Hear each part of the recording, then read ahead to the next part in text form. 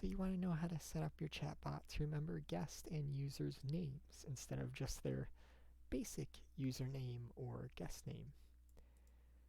Because I'm sure you've tried just using name, which triggers the username or the guest's name, which would be like guest123.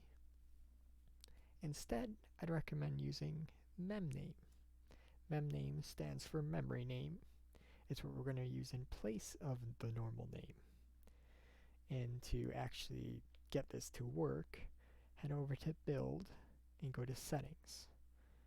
So if I go over to my tester bot and I go to Settings, down here in AI script initialization, I have default person as name. What default does is it causes your bot to have a base memory of the user, or of user and of itself, pretty much. It's all its memories that it has in place when you first talk to the bot. So we're going to have it default person as name. It doesn't have to be person. You can type in it whatever you feel. And then always remember to go down to update bot to save everything. Now, to actually make use of this, we're going to make a key phrase. In this case, I already have them in place. So, the first key phrase you're going to want is this one, which is my name is and call me. If you're wondering where the name comes in place, it's going to be here in the wildcard. This will catch anything you say after my name is and call me.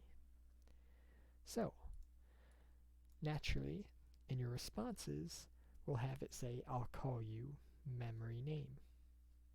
If we didn't have any AI script to alter this, it would just say my name, or I'll call you person. Instead, we want to actually add AI scripts, and we'll have right here remember, which is rem, post key, which is the wildcard. It just catches anything that goes in the wildcard, so it can be whatever you want. If you want to be called something weird, that's fine. And you'll have as only. You could do as, and then it'll remember person, then it'll remember the other name as well. So it'll just be like person, Lily, person, John, something like that. And then name will just trigger because that's the memory we made in the settings. So if we go to the bot and we say my name is Lily, he will say it. My name is, or I'll call you Lily. And if we go to my stats that I have set up, it will show the name. So if you want to know how to do a little stat thing, simply just add that. And make sure you set it to raw, because typically stats, and sh won't normally be picked up for a single word for some reason. So I'd recommend doing that, just so you can keep track of things and make sure everything's working the way you want it to. And then you would also want something along the lines of this. So if a user wanted to re-register a name because they don't want their name to be so-and-so, so we'll have my, then we'll do a wildcard. So let's say they said my real name, my true name is not blah blah blah. And we'll also want the rank to be higher. The only reason why you want the rank to be higher in this case is because typically my name is going to overrule this response, which this one won't conflict with the normal name one.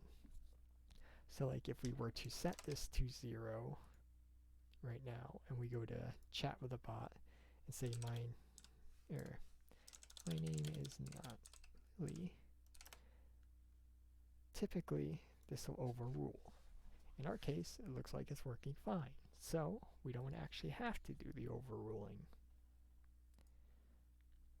So down here in the AI script, you're going to want to have it reset the name.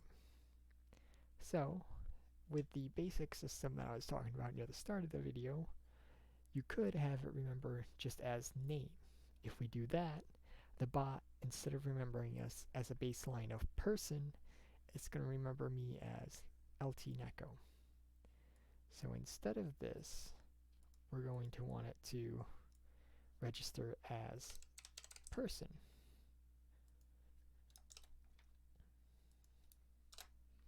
So remember, person as only name. Now, keep in mind of this comment here. Using numbers in the response breaks the autodirect of my name is. Now, if you're wondering what I mean by that, as you can see, I have two responses down here. When you ask this, when you say my name is not Lily, Misty, whatever, it's going to pop up with a 50-50 of one of these answers. One is going to work correctly, the other is not. The reason why, as you can see over here in debug, for this one, the hanging question, this is the one that was working correctly. It's going to remember the hanging question as, then what should I call you?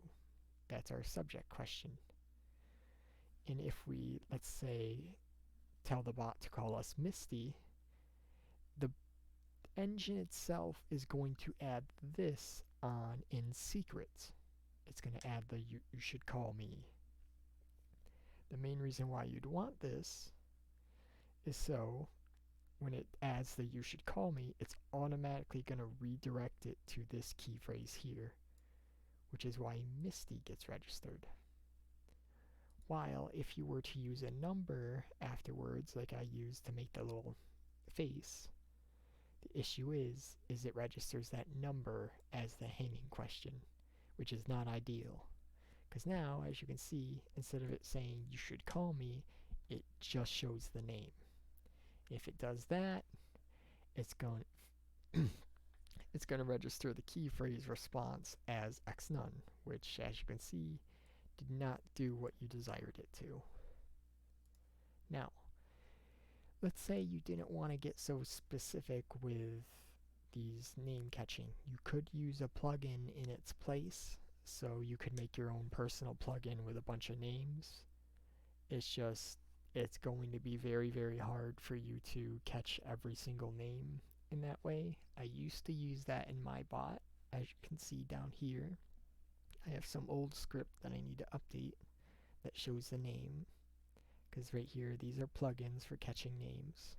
I don't recommend using them. I'd recommend just stick with the way I've shown you. You can also well, I'll leave that for a second. The main reason why you'd most likely want to do it this way is because it will catch practically any name, even if you use something that's not technically a name or something that's just silly or lewd or something along those lines. So like, let's say we talked to the bot and we said, move out of the way, kitty cat, off the keyboard. We said, my name is